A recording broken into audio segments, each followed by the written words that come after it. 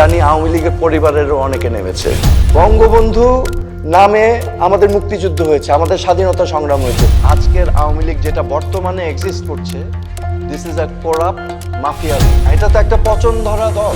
আপনি সম্প্রতি প্রধান উপদেষ্টার সাথে দেখা করেছেন, এটা নিয়ে অনেকেই কিন্তু বলেছে যে যে সোহেল তাজ হয়তো বা আওয়ামী লীগের দায়িত্ব নিতে পারে, এবং অনেকে এইভাবে বলেছে যে আওয়ামী লীগ যতবার বিপদে পড়েছে এই তাজউদ্দিন পরিবার আওয়ামী লীগকে বাঁচাইছে।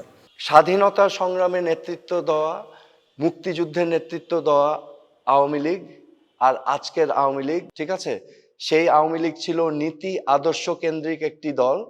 আর আজকের আওয়ামী লীগ যেটা বর্তমানে এক্সিস্ট করছে, this is a corrupt mafia league. Okay, এটা let's be clear about this. So আমার কোনো এক্সপেকটেশন নাই এই দল থেকে, কারণ যতক্ষণ পর্যন্ত ভিতর থেকে এই রিয়েলাইজেশন না আসবে যে আমাদের পচন হয়েছে এবং ওই পচনটাকে কেটে ফেলে দিতে হবে।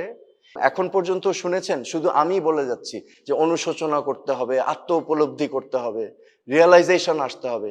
তো আমি যে কিছু করব আমার কোনো আগ্রহ নেই, কারণ এখানে কোনো রিয়েলাইজেশন নাই। মানে আপনি ভালো কিছু দেখছেন না। আমি তো কোনো ভালো কিছু দেখছি না, এখানে তো কেউ বেরিয়ে আসতে পারছে না। এটা একটা পরিবার কেন্দ্রিক দল হয়ে গেছে।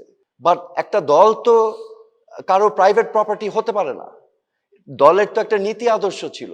আমাদের মুক্তিযুদ্ধের চেতনা, যেটা আমরা বারবার বলি চেতনা, যেই চেতনা বিক্রি করে একটা ঢাল হিসাবে ব্যবহার করা হয়েছে এতদিন এই সকল অনিয়ম দুর্নীতি সবকিছুর বিরুদ্ধে। এবং মুক্তিযুদ্ধর তাৎপর্য এবং মুক্তিযুদ্ধকে ধ্বংস করা হয়েছে তো এই গত 15 বছর। মুক্তিযুদ্ধর যে তাৎপর্য, এটাকে ধ্বংস করেছে আওয়ামী লীগ।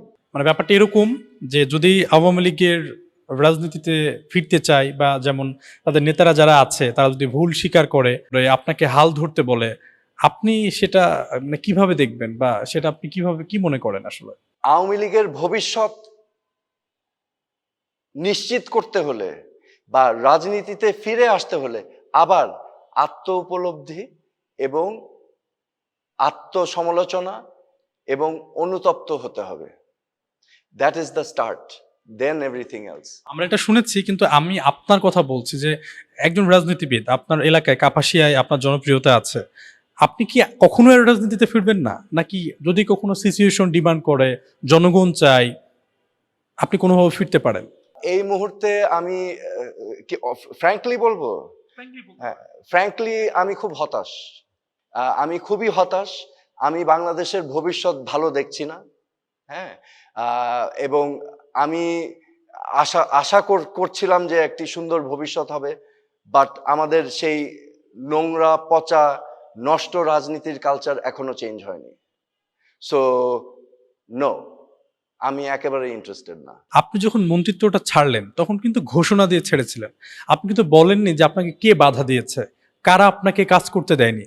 এই 25-এ এসে আপনি একটু যদি বলতেন যে ওই সময়ে আপনাকে কাজ করতে দেওয়া হয়নি, কোন পুলিশ কর্মকর্তা বা কোন প্রশাসনের কর্মকর্তারা তারা কুরাম করে এইভাবে একটা মন্ত্রীকে থামিয়ে দিয়েছিল, এরকম কোনো ঘটনা প্রবাহ আপনার? হ্যাঁ, এরকম ঘটনা প্রবাহ কোনো পুলিশ কর্মকর্তার তো ক্ষমতা নেই। এটা একেবারে উপর থেকে হয়েছে। সেটা যদি আমি বলি, একটু ঘটনা, যদি একটা গল্প জানতে চাই যে এইভাবে আসলে হয়েছে, মানে যদি আপনি বলতেন আর কি আপনার অভিজ্ঞতার কথাটা। হ্যাঁ, আচ্ছা, আমি দায়িত্ব নেওয়ার পর আমার পুলিশের আইজি, র্যাবের ডিজি, কোস্টগার্ডের ডিজি, সে সময় বিডিআর এর ডিজি, জেল কর্তৃপক্ষের ডিজি, আনসার বাহিনীর ডিজি, সকল প্রধানদেরকে আমি ডেকেছিলাম আমার অফিসে এবং আমরা একটা মিটিং করেছিলাম। সেই মিটিংয়ে আমি বলেছিলাম যে আজকে থেকে this ministry will be corruption free. এখানে কোনো ধরনের বদলি, ট্রান্সফার, বাণিজ্য, নিয়োগ বাণিজ্য আর হবে না, ঠিক আছে? কারণ এই মিনিস্ট্রিটা একটা বিশাল মিনিস্ট্রি। তুমি বুঝতেই পারছো, এখানে অনেক ক্রয় প্রক্রিয়া হয়, অনেক কিছু, অনেক টেন্ডার হয়, অনেক যেমন কোস্টগার্ডের সরঞ্জাম আছে, পুলিশের সরঞ্জাম আছে, কনস্ট্রাকশন হয়, জেল কনস্ট্রাকশন হয়, তারপর আনসার বাহিনী আছে। এখানে ব্যাপক ব্যয়বহুল একটি মিনিস্ট্রি। তা আমি বলেছিলাম এখানে কোনো করাপশন হবে না। এবং আমি ক্যাবিনেট মিটিংয়ে মাননীয় প্রধানমন্ত্রীকে সে সময় বলেছিলাম যে আমরা যদি পুলিশ প্রশাসনে ইনভেস্ট করি আজকে এবং আমরা একটি নৈতিকভাবে প্রফেশনাল পেশাদার পুলিশ বাহিনী গড়ে তুলতে পারি, ঠিক আছে, তাহলে আজকের ইনভেস্টমেন্ট আমাদের সোসাইটিকে আগামী 10 বছর পরে 1000 গুণ রিটার্ন দিবে ইন গুড গভর্নেন্স। এই কাজগুলো আমি কখন করতে পারবো? আমি তো স্বরাষ্ট্র প্রতিমন্ত্রী, আমার উপরেও তো আছে। তো আমি যখন দেখলাম যে আমি কাজ করতে যাই, নানা জায়গা থেকে বাধা আসছে এবং ওই বাধাগুলো অদৃশ্য, কিন্তু বাধাগুলো আইডেন্টিফাই করা যায় এক জায়গা থেকে, আমরা ট্রায়াঙ্গুলেট করতে পারি। বুঝাতে পেরেছি? যে আমার কাছে স্পষ্ট হয়ে গিয়েছে বাধাগুলো কোথা থেকে আসছে। বাধাগুলো আসছে প্রাইম মিনিস্টার এবং ওনার আত্মীয় স্বজনের কাছ থেকে, কারণ এই পুরা racket is controlled by them. Sheikh family এবং তাজউদ্দিন আহমেদের ভেতর কিন্তু দের ওয়াজ মেনি ডিফারেন্সেস, এবং যেই কারণে আমার বাবা 74 সালে কিন্তু পদত্যাগ করতে বাধ্য হয়, এবং 71 সালের মুক্তিযুদ্ধের সময়কার কিছু ঘটনা, এই সকল কিছুকে মিলিয়ে এখানে অনেকটা একটা আবরণের খেলা, ঠিক আছে, সামনে একরকম ভিতরে আরেক রকম। বুঝাতে পারছি? সো এই যে ডেকে এনে আমাকে রাখা, this is a drama, okay, এবং রাখাটা হচ্ছে বিকজ তাজউদ্দিন আহমেদ অ্যান্ড তাজউদ্দিনের ফ্যামিলি থাকাটা ইম্পর্টেন্ট। এটা বাইরের আওয়ামী লীগের মাঠ পর্যায়ে মানুষকে দেখানো এটা ইম্পর্টেন্ট যে আমরা ইউনাইটেড। এখন আমি বের হয়ে গেলাম, দ্যাট ক্রিয়েটস ডিভিশন, যে কি হলো, মানুষ কোয়েশ্চেন করবে যে কেন সোহেল তাজ ছেড়ে দিল, কারণটা কি, আমরা তো ওনাকে অনেস্ট হিসাবে জানি এবং আমার বিরুদ্ধে কোনো অভিযোগ নেই, রাইট?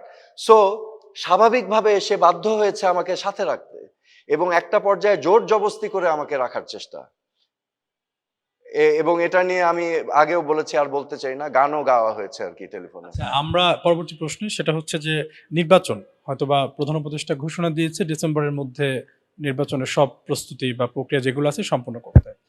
আপনার দৃষ্টিতে একটু ছোট করে জানতে চাই যে আপনি কি মনে করেন নির্বাচন কি মার্চ এপ্রিল বা জুনের মধ্যে সম্ভব কিনা, এবং রাজনৈতিক দলগুলো গতকাল পর্যন্ত বা আজকে পর্যন্ত রাজনৈতিক দলগুলো যে অবস্থান জুলাই সনদ নিয়ে বা লেভেল প্লেইং ফিল্ড নিয়ে, আপনি একদমই যেমন আপনি আজ থেকে 10 বছর আগে পদত্যাগ করছিলেন যে আপনার দলটা রাইট ট্র্যাকে যাচ্ছে না, তো ওইখান থেকে একটা আপনার ভবিষ্যৎ, বা কেউ তো ভবিষ্যৎ বলতে পারে না, তবে অবজারভেশন যে কি হতে পারে যে বাংলাদেশের ভবিষ্যৎ খুব ব্লিক মানে হচ্ছে খুব অন্ধকার।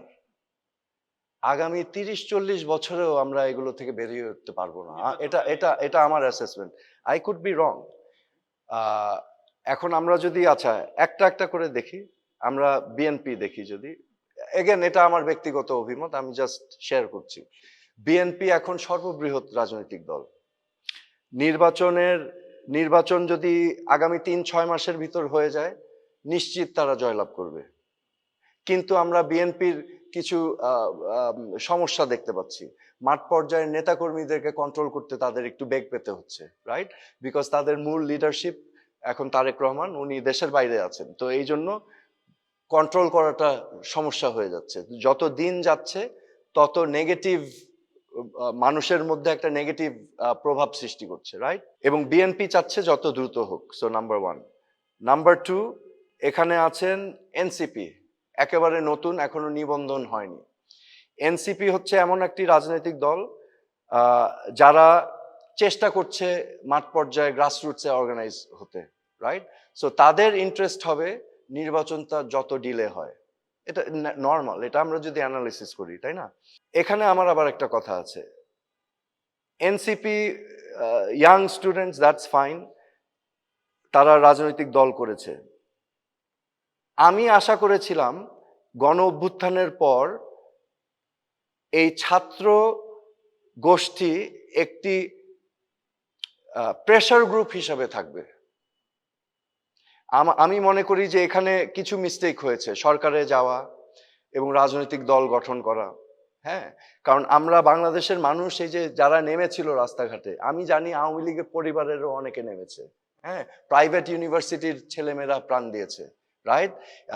গার্মেন্টস ওয়ার্কার, শ্রমিকরা প্রাণ দিয়েছে। সবার একটা আকাঙ্ক্ষা ছিল একটা দুর্নীতিমুক্ত দেশ, অনিয়ম মুক্ত দেশ। অথচ এখন আমরা দেখছি যে নানা ধরনের চাঁদাবাজির ঘটনা আসছে। This is creating a very bad perception. ওইটাই বলছি, নতুন দল থেকে আসছে। সো এটা তো আমাদের এক্সপেকটেশনে ছিল না। আমরা ভেবেছিলাম যে ছাত্ররা এসে জিহাদ ঘোষণা করবে দুর্নীতি অনিয়মের বিপক্ষে, রাইট? কিন্তু এখন আমরা দেখছি আবার ভিন্ন চিত্র। এটা একটা নেগেটিভ মনোভাব সৃষ্টি করছে, রাইট? সো আমি আশা করব যে ছাত্র যারা নেতৃত্ব যারা আছে তারা এটাকে সিরিয়াসলি নেবেন, এবং তাদের উপর কিন্তু বাংলাদেশের মানুষ অনেক আশা ভরসা নিয়ে এন্ট্রাস্ট করেছিল, ঠিক আছে? এবং তারা কিন্তু এই আন্দোলনটাকে এক অর্থে তারা এটার অংশ ছিল, কিন্তু এখন মূলে চলে এসেছে। তো তাদের উপরে দায়িত্বভারটা আরো বেশি বর্তায়।